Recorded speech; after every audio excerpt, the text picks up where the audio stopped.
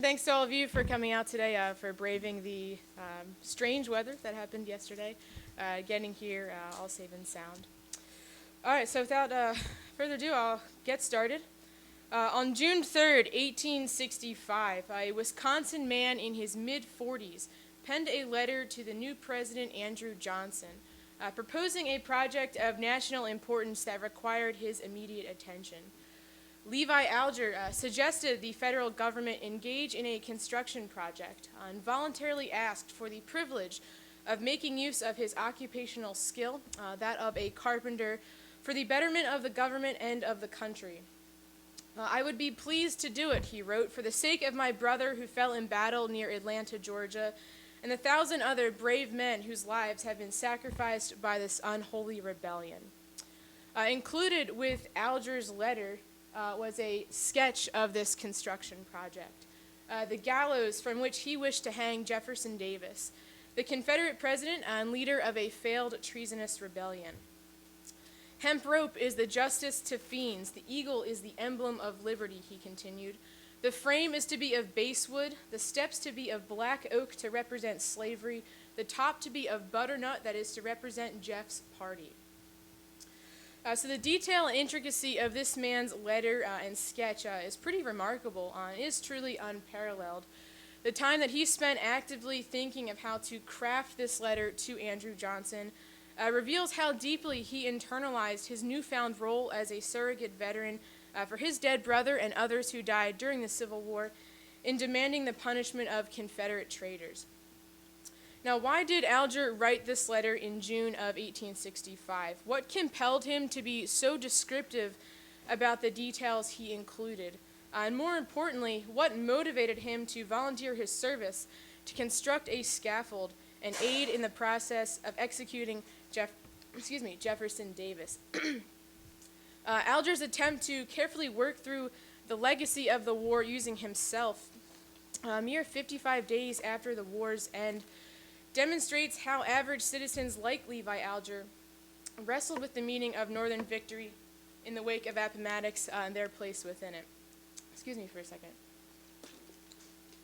All right. So my talk this afternoon does focus on one very simple single question.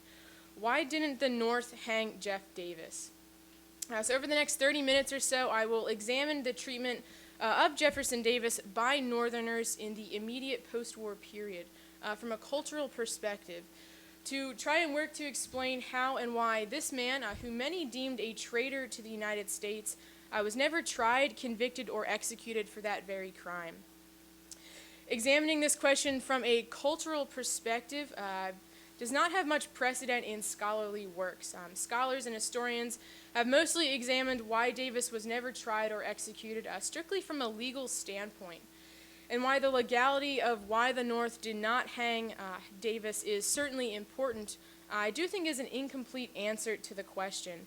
And understanding the depth of the issue and the short and long-term implications for the course of Reconstruction stretch far beyond the legality of the situation.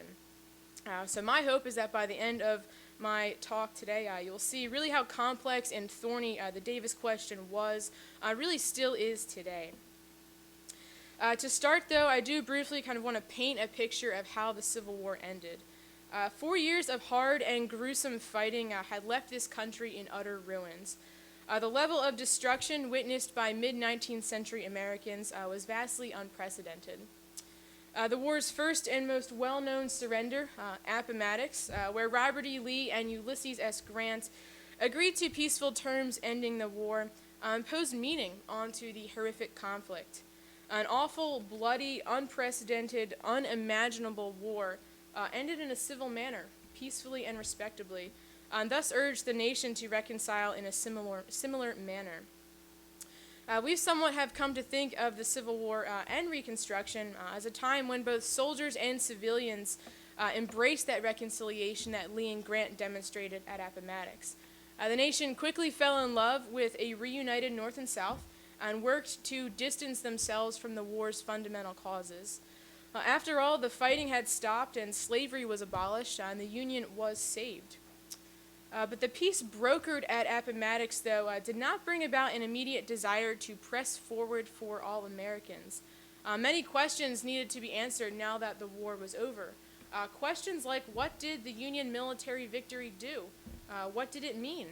Did it solve all the questions the country had prior to 1861? And now, how does the nation heal after such a bloody civil war and move forward together? What did secession even mean for the future of the United States? With no real precedent on how to heal after such a bloody civil war, Americans blindly attempted to answer these simple yet inherently complex questions the war had created.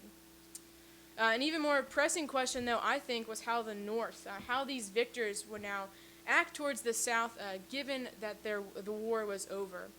And they needed to determine what this victory meant to them, how they would handle reconstructing the nation, given their military victory. The North desperately needed to decide what type of victor they wanted to be, and what obligations and responsibilities were then tied to that victory.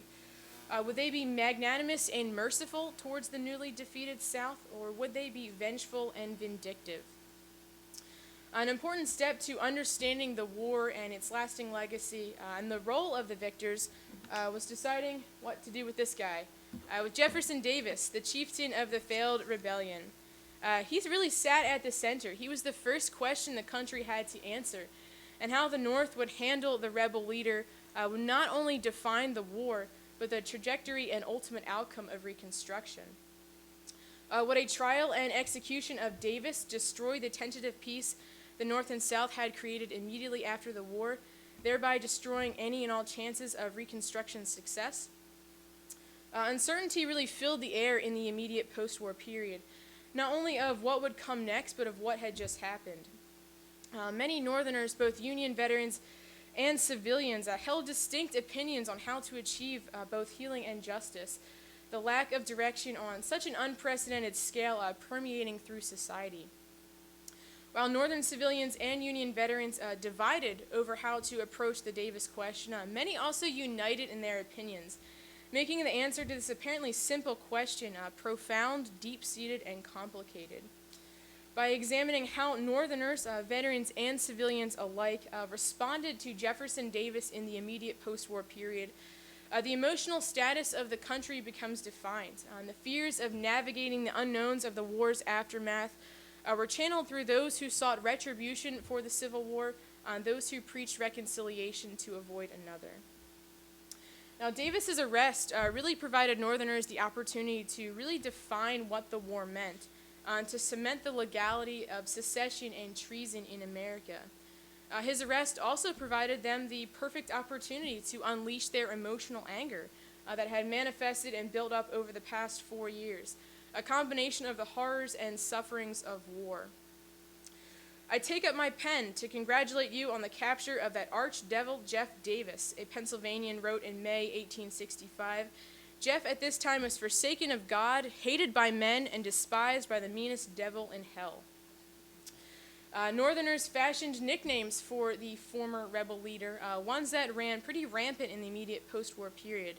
Some examples being Satanic Majesty, Arch-Traitor, the Quintessential Wrongdoer, Bloody-Minded Villain, among some others. He was frequently hung in effigy as well, and we have some cartoons that some of you might have seen before. Here on the left we have Traitor Arnold giving a warm reception to Traitor Davis. A proper family reunion with Benedict Arnold, Jeff Davis, and the Devil. We have the finale of the Jeff Davis dynasty, and then Jeff's last skedaddle. Some of my favorites, Jeff Davis reaping the harvest, and the Traitor's doom, or Jeff Davis alone. Northern responses to the Davis situation proved to be especially potent within the months following his arrest. Veterans and civilians wrote to President Johnson with immediacy, voicing their thoughts on what to do with the captured rebel leader. Hidden in the bowels of the National Archives in Washington, D.C., these petition letters reveal on a much deeper level how Northern opinions reflected their view of what victory meant, and their hidden fear that they would not be worthy of their battlefield victory. The varying opinions depict the intense divisions among the Northern people in the immediate post-war period, People who were never unified in their reasoning to fight and sustain the war in the first place. Why should the determination of how to behave as victors be any different? Now, Union veterans were the most vocal of all Northerners as to the course of action they wished to be inflicted upon Jefferson Davis. They neither wanted to forgive him nor allow him a trial, for in their mind he was already guilty of crimes worthy of the worst punishment. I believe nothing short of hanging Jeff will give peace in Washington, Private Baldwin of Newark, New Jersey wrote in June 1865. Hang the head one when convicted. Show them that Uncle Sam is law and power and is competent to both hold and swing traitors. Milton Eshelman and others from the 59th Regiment of the 2nd Pennsylvania Cavalry Volunteers begged that Davis be suspended an inch higher than Haman, so that the standard for high hanging would read, "Hung as high as Jeff Davis, that great American traitor." Some veterans asserted their assurance the federal government and justice system would make an example of treason to the country and to the world. When Jefferson Davis shall be tried and found guilty, which is certain, most assuredly his punishment will be death by hanging. Newton Coyne penned on May 17, 1865. A veteran from the 12th New Jersey Infantry who was wounded at the Wilderness, he believed nothing short of having the privilege of putting the rope around his neck would satisfy him. A Soldiers Association from Meadville, Pennsylvania, wrote in on the 1-year anniversary of Lee's surrender at Appomattox. We resolve that as a mark of respect for the memory of the dead and these outraged feelings of the living, we write in petitioning the government to bring Jeff Davis to a trial as a traitor and a murderer.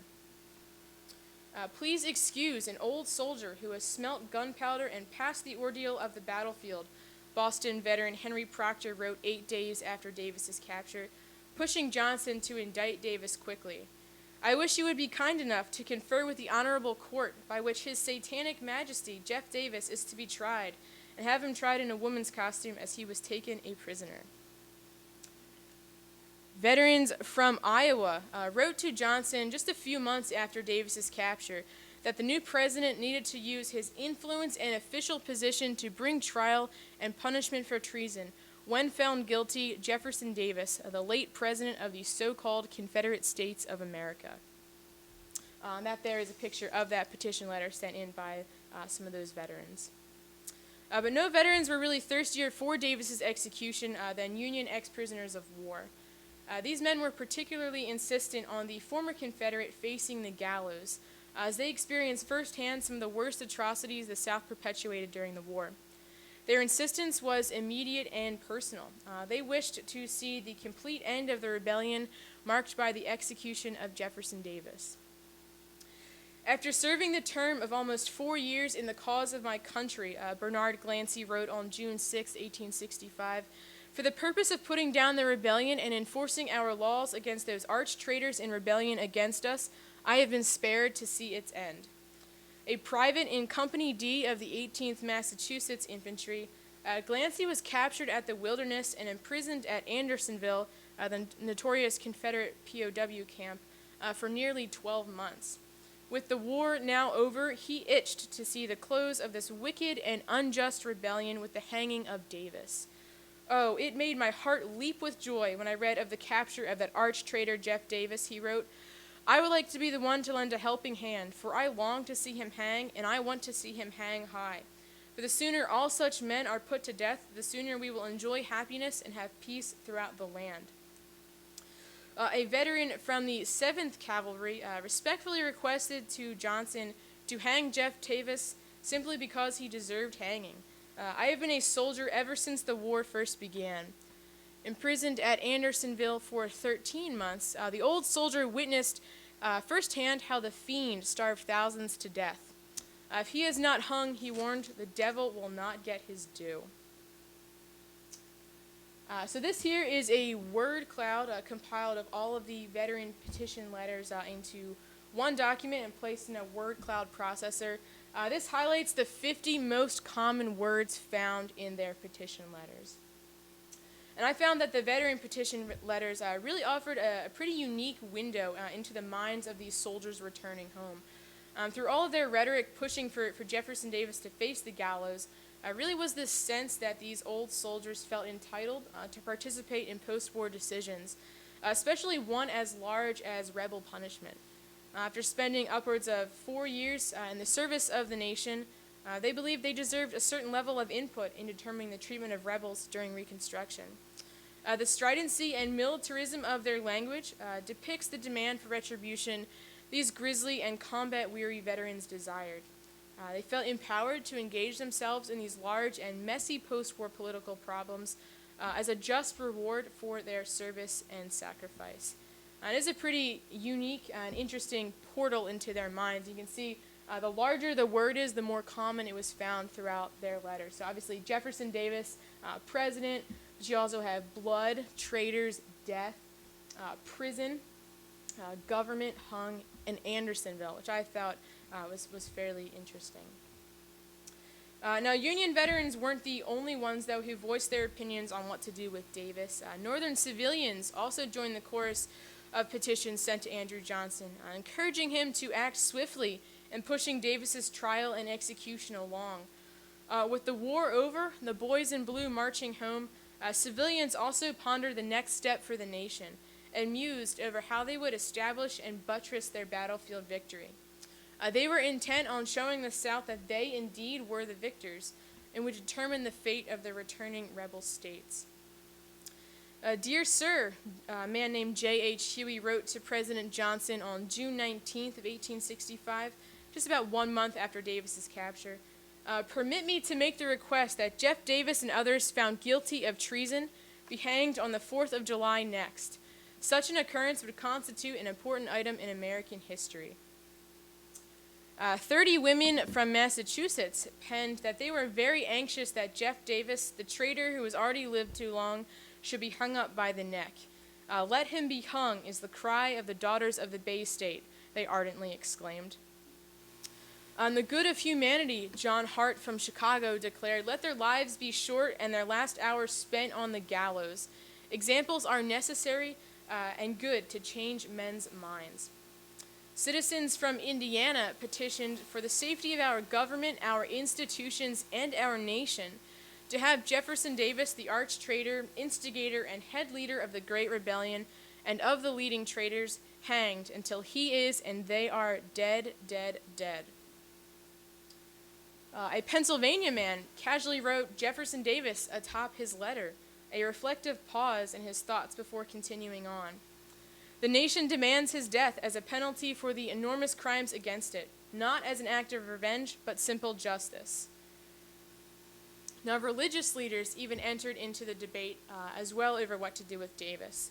A minister and elder from Manchester, Indiana, wrote in late May 1865 that treason is a crime which traitors and generations yet to come must know cannot go unpunished. Let every rebel leader hang, I beg. A clergy from Massachusetts pondered why Davis and other leaders should not suffer the full penalty of death. That is the law of the land, he wrote. That is God's own penalty for the crime and his direction to rulers. Now, another pretty powerful group of northern civilians eager for quick rebel punishment were those who sacrificed their children in the war. Parents carried on their sons' legacies and wishes to see the end of the rebellion with Davis's hanging. I have sacrificed 2 sons, all that I had. I gave them for my country, Andrew Armstrong lamented in November 1865. I am happy to know that by the sacrifice thus made, the physical power of treason was broken, but I am not willing that the principal actors in the infamous rebellion shall go unpunished. The leaders at least should meet the traitor's doom. Elizabeth Irvin wrote to Johnson, grieving over the loss of her son. Here is a picture of my dear son, Joshua M. Irvin. He was captured at Atlanta, Georgia, taken to Andersonville, starved and tortured to death. Having served in the 111th Illinois Volunteers, he was so emaciated and depleted from his time in the Confederate prison camp that he died 10 days after he reached Baltimore. My dear Joshua was my last son. He is only one among the 10,000 that Jeff Davis willfully put to death. Feed them as they fed our sons and husbands. Others wanted action towards Davis to move a lot faster than it was. As a loyal man, I want your honor to hang him without the benefit of clergy, as hell is the home of all rebels, snarled William Glenn. Put out his eye, cut his tongue out, give him 10 feet of a drop. One woman offered to actually help by fashioning a rope to be used at Davis's execution, offering to make it free of charge. And Levi Alger, who was our carpenter from the beginning, promised to get that scaffold up in a first-rate style, if only he could hang the traitor that killed his brother. Citizens of Charlottesville, Indiana, writing in November of 1865, urged that Davis be brought to a speedy trial.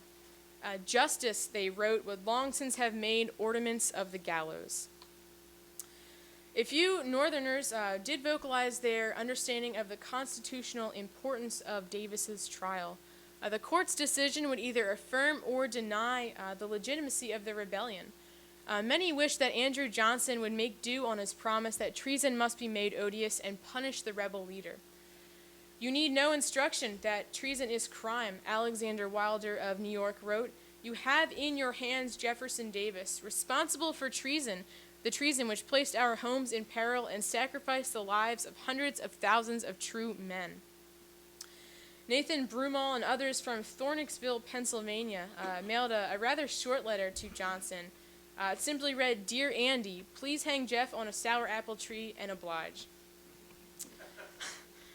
The North was intent on proving to the South and future generations of Americans that acts like secession could and would be declared treasonous and would be subject to the fullest punishment of the law. But that intent on showing the South that Northern victory was powerful, wholesome, and united did ultimately fall short. They were divided on how to effectively deal with Jefferson Davis. Not every Northerner wanted him to face the gallows, yet they did desire some sort of punishment, creative punishments, that dominated some of their minds. Take him on an expedition through the northern states, just as he was captured in female attire, wrote J.H. Cheeseman from Oakley, Illinois. It will raise the funds to pay the national debt, for most everyone would pay 50 cents or $1 to see him. It would be an easy way of making him pay for what he has helped to contract, and brand him on the forehead with an M for murder and a D for devil.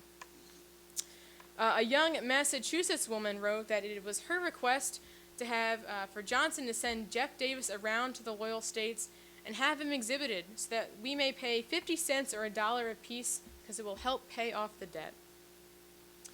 We northern ladies by the thousands would be highly gratified to pay a small sum to take a peep at the old traitor in his wife's costume. A pretty show for that old Jeff, the president of the South, in ladies' petticoats, running for the woods to save his traitorous neck and hide his shame.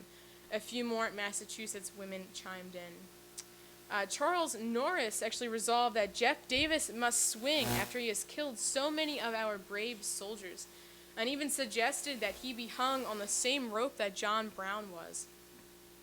Another man from Massachusetts echoed a similar sentiment.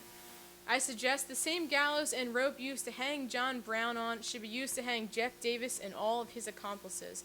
This is the general sentiment of Massachusetts, so far as I am informed.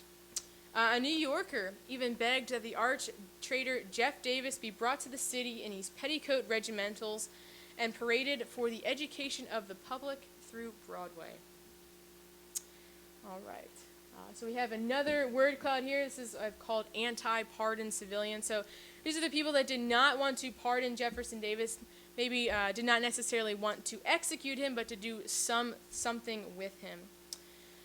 Northern civilians were determined on meting out punishment to Davis. They did have one similarity among them, just like I stated. They just did not want amnesty granted. The exact course of how to exactly punish him and make him suffer for his treason remained in question. Execution, following the course of the law, and even creating creative solutions to help reduce the public debt littered the minds of Northerners in the immediate aftermath of the Civil War. They were unafraid to use the language of treason and traitor when discussing the ex-rebel president, but it was neither personal nor immediate like that of the veterans. Rather, his punishment would come more as a natural course of his treason than a punishment of personal wronging. So again, this cloud, 50 most common words in these northern civilian letters. Again, the size of the word is equivalent to or proportional to the frequency that it occurred throughout the letters. So you do see some similarities between this word cloud and the previous one. Obviously, Jeff and Davis are some of the bigger words. Treason, but you have justice, rebellion, even Lincoln pops up on this one as well. People and country. So similar but slightly different. And yet still another faction of Northern society, some did write to Johnson on behalf of Jefferson Davis, pleading for his amnesty and hoping that he would receive a pardon. Appealing to Johnson's morality, many invoked religious imagery to prod Johnson in the right direction. You are the president. I pray you will glorify God in that high station, one woman wrote to Johnson. By your magnanimity of soul and of purpose, I pray you will act as Christian-like in the reference to the great Mr. Davis. One Ohioan crudely penned in large letters, "For the love of Jesus, pardon Jefferson Davis. God pardons all our sins. Let the captive go. God bless you." And others simply believed that Davis's execution would not help anyone. The feeling of revenge towards the South can only be kept up by unprincipled men who have some sinister motive. Malice and revenge on political subjects find no permanent lodgment in the great heart of the people of the United States. Forgiveness towards Davis was the way these Northerners wished to proceed after the war. You can tell fewer petition letters arguing for pardoning Davis than against it. But here is their word cloud. I can call them pro-pardon. They wanted to pardon him. And they believed that by showing Jefferson Davis mercy, that the victors could then extend mercy to all of the Southerners, kind of welcome them back into the country with their secessionist sins forgiven. So this cloud, again, word size proportional to how frequent it appeared throughout the letters, very different from the previous two you've seen now. Some different words that popped up this time was love, God, believe, desire, mercy. So almost a very different type of situation and mindset for these people compared to the others that I've discussed. Now, the breadth and depth to which Northerners, both veterans and civilians alike, engaged with such a hot political issue and with such immediacy after a tragic war offers a clear portrait of what the Northern mind experienced after the American Civil War. Winning a civil war is deceptively simple. The Union victory created many more problems and questions than scholars and historians have been willing to acknowledge. Questions like, what did the military victory settle? Did it settle anything? What was to be done with the South? Do we, the North, do something to punish them? And if we do, what do we do with them? Will it be too much? But what's even considered too much? Northerners had many options to contemplate after Appomattox. They were extremely divided on how to proceed from a society at war to a society at peace. The fear that their battlefield victory would not be upheld after the soldiers stacked their guns and marched home seeped through society, resulting in a multiplicity of answers to simple yet complex questions like what to do with Jefferson Davis. His most ardent opponents and most ardent defenders approached the problem of what to do with him with this element of fear. After all, he was the first question the North needed to answer if they were to determine what in fact their victory was. And how the North would handle him would define the rebellion in ways that the execution of the Lincoln conspirators and Henry Wirz would not. Davis's execution would ultimately show that the rebellion was treason, denying it any and all legitimacy to democracy worldwide. But the fear of being unworthy victors got the best of the North in the post-war period, causing internal fighting, handicapping their ability to make any sort of progress with Davis, legal or otherwise. The contested nature of victory ultimately fractured Northern society, resulting in a schizophrenic-like approach to the war's consequences and outcomes. No one could agree over how to behave as a good victor. There were different answers to the war's meaning gathering steam even before Appomattox, fostering these internal struggles within each group, pushing them to a point where their inability to even agree that Davis's actions were treasonous cultivated intense fear and paranoia that even the slightest mishandling of the South would render the war useless and only spark another. The intense disagreements and lack of consensus in Northern society and also in the federal government as well over what the Union victory meant provided the window of opportunity for three high-profile men to post bail for Davis on May 13, 1867, here in Richmond. With the federal government ill-prepared to take Davis to trial, and the country still publicly debating over how to effectively punish him, or whether to punish him at all, Horace Greeley, Cornelius Vanderbilt, and Gerrit Smith ultimately made the decision for the entire Northern population and aided in the first major step of reconciliation. So, why didn't the North hang Jeff Davis? I hope I've demonstrated somewhat that it still isn't an easy question or the easiest question to answer. It is full of incredible complexity. The multiplicity of responses to the Davis situation in the immediate post-war period shows how both Union veterans and Northern civilians held such distinct opinions about him that really covered the entire spectrum, from execution to almost a circus act to total amnesty. Horace Greeley, who was the flamboyant and outspoken editor of the New York Tribune, Cornelius Vanderbilt, the budding industrialist and tycoon, and Gerrit Smith, a staunch abolitionist and former member of John Brown's Secret Six, saw this indecisive and fractious society as a unique opportunity to bring the torn-apart nation back together.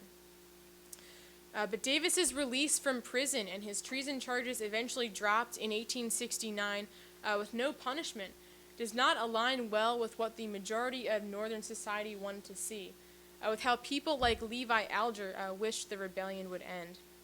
The divide between different levels of Northern society lends to the conclusion that there were major disconnects in the North over what their military victory meant, disconnects that maintained themselves long after Appomattox. Every Northerner wanted healing to commence, but how to exactly go about that process remained unclear. And fear, I think, explains this retreat from radicalism in Northern society, that as soon as just 2 years after the Confederate armies surrendered, the ex-rebel leader could be released from prison with no hesitation, very telling that the nation still had not yet come to terms with the war's meaning. The real differences in how Northerners thought the nation could and should be healed are seen through this peculiar situation of Jefferson Davis. The victorious North had the leader of the failed rebellion they had fought 4 years to end in custody, with every intention of punishing him for his crimes against the Union. By examining public sentiment, the North on whole was determined to do something with him, even if that something was not execution. In fact, the narrative of the Civil War really would only seem complete with Davis's trial, conviction, and possible execution. But the narrative, though, like the war itself, didn't follow the expected trajectory, and instead ended with Davis walking free from Fortress Monroe on bail, never to see the inside of a courtroom or really face a jury. The unexpected turn of events defined how the war's aftermath went, making the immediate post-war period and Reconstruction era rich, complicated, disjointed, multifaceted, unpredictable, and riddled with fear. No event better illustrates the inherent uncertainty and profound complexities found at the end of the American Civil War, on the beginning of Reconstruction, the literal crossroads of the nation's future, than the range of victors' responses to Jefferson Davis. Thank you for coming out today.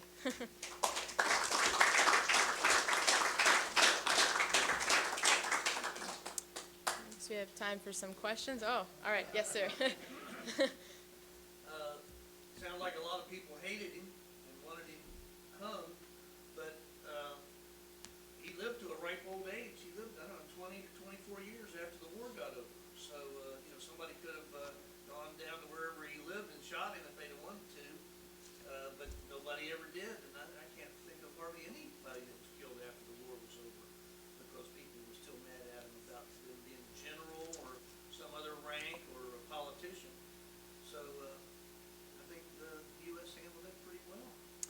Yeah, the only Confederate to be executed, it was not for treason, it was for war crimes, was Henry Wirz, the commandant of Andersonville, pretty swiftly executed after the war, I think in November of 1865. But no other Confederate high leaders were convicted of treason. They were held in prison for a short period of time. Davis, I think, was the longest at 2 years. Otherwise, though, never convicted. And nobody did go down to Davis's plantation and shoot him. He lived to be 81, died in 1889, which is pretty long after the war. Yes, sir. Who decides to turn him loose at that time? Good question. Very complicated one, though, as well. So I didn't address the legal aspect of the situation, but it was a combination of a couple different factors, and I'll just kind of scratch the surface of the answer for you. The first was that how to try Davis. Do we try him by a military tribunal or in a civil court? And it was ultimately decided to try him in a civil court, but that prevented another host of issues. Where was his crime committed? Richmond, Virginia, where we're currently sitting, which was the former Confederate capital. Getting an impartial jury would have probably proved to be a difficult feat for that. So they had that issue as well. They also had a fear that Davis, who had spent 2 years pretty much sitting in a jail cell in Fortress Monroe, had essentially become a martyr to their cause. And if they were to convict him and then execute him, would the South rise up again and start another war? So that was a fear as well. But in terms of judicially, I should say, the Chief Justice at the time, who still kind of circulated on some of the courts, the circuit courts, was Salmon Chase, who refused to sit in a trial in a state that was still under military rule. So Virginia was under Union occupation during military Reconstruction until 1870. So he refused to sit there. Also, we think Salmon Chase had some presidential hopes, U.S. presidential hopes, and didn't want to bloody his hands up with this pretty complicated issue. So that probably doesn't answer your question fully. That's a pretty complicated issue that people have written at length on, that I would encourage you to look into further. Yeah. Yes, sir. In your research, have you found how Lincoln felt about it? Before he was assassinated? Yeah, so Lincoln's Reconstruction plans were pretty lenient. I believe he had said at one point if people like Jefferson Davis and Alexander Stephens, the vice president of the Confederacy, happened to run away, he would not be upset about that. It was something along those lines. That's not a direct quote. But Lincoln was pretty lenient in his ideas about Reconstruction, and kind of he wanted a quicker healing process so that the nation could then move forward, which I'm sure people were on board for until he was assassinated. And his assassination really pushed the envelope in people's minds of whether Jefferson Davis had any connections to that assassination attempt, or whether that was a popular sentiment among the Southern people. So that really kind of dashed all hopes of having a pretty lenient Reconstruction plan. And a lot of former Southerners actually believed that if Lincoln had not been assassinated, they would have fared better under him than they did under Andrew Johnson and the radical Republicans in Congress. I had a two-part question. That was my first part of my question. How did radical Republicans feel about putting Davis on trial or hanging? Yeah, I haven't looked too much into that. I do know Thaddeus Stevens, very, very outspoken radical Republican, did not like Jefferson Davis, to my knowledge. But other than that, I haven't really looked into it. The radical Republicans were dealing not only with this situation, but as into 1867 and 68, they were dealing with Andrew Johnson's impeachment. So they had a lot going on at that time. It probably helps to explain how as Davis's trial and conviction kind of waned in the public arena, and Andrew Johnson's impeachment kind of went up. So it was almost like a shift in focus there. But I have not looked much into that.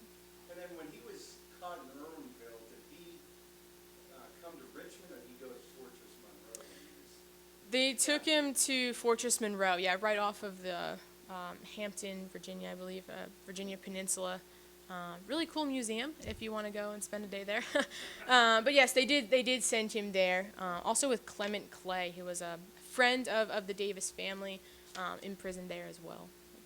Yeah. So I haven't looked much into how like higher Union officers, generals like Grant or Sherman, kind of viewed Davis. But you have to think think about the West Point graduates right before the start of the Civil War. Many of them had either graduated together from West Point or they fought together in the Mexican-American War in the 1840s. So very familiar with each other, and a lot of them, you have Robert E. Lee being one of the most famous examples, resigning his commission in the U.S. Army to then serve in the Confederate Army. So I'm sure there was some ill sentiment between them, but as to how extensive that was, I can't really speak to that. The only thing I can kind of comment on is throughout my research I found an account from a soldier who was stationed at Fort Monroe when Davis was taken off of the ship and imprisoned there. And he didn't really comment much on it, but he simply said that, he says, I feel sorry for the guy, he's probably going to be hung. So, I mean, there was definitely some knowledge of what the repercussions of an action like that could be in the ranks, but as to how far that went or how they viewed each other in that close environment, I can't speak to that. Yes, ma'am. Not until the 1970s, I think. I'm not sure the exact year. I think it was Jimmy Carter, correct me if I'm wrong, who gave both Robert E. Lee and Jefferson Davis back their citizenship. So how the Reconstruction policies went, there were Andrew Johnson handed out a lot of pardons in the immediate post-war period. He had his Reconstruction, Pardon and Amnesty Bill. That's not the exact title of it. But essentially that said, if you are like a common soldier in the Confederate Army, you're virtually going to be pardoned. If you're a higher officer, if you're in these 14 classes of people that he excluded from that bill, which contained people like Jefferson Davis, higher leading government officials. If you had property in excess of $20,000, you were going to be exempted from that. And you had to essentially personally apply for a pardon from him. So a lot of people did end up doing that in the post-war period. Former Confederates who kind of took that oath of allegiance to the United States and then gained their citizenship back. All right, I think 2 more questions and then we'll have to wrap up. Yes? You mainly talked about hanging. I guess in military there was firing squads. Do you know anything about any firing squads? I mean, for desertion, whether the Union or the Confederate Army, was there any firing squads that happened during the Civil War? Desertion was a problem for both armies throughout the war in terms of, especially as the war got bloodier and they realized it was going to be much longer than 3 months, which they initially anticipated. Desertion was a huge problem, and towards the end of the war, especially for the Confederate Army, major problem. And I don't know exactly much about that, but there were execution of deserters during the war on both sides to set examples to the soldiers that to say, to encourage them not to desert. So, we've got our last question here. Did Brianna Davis ever visit him when he was in Fort Monroe, or was she not allowed to come in? She did. Not for quite a while, though. So she actually was captured with him outside of Irwinville, Georgia.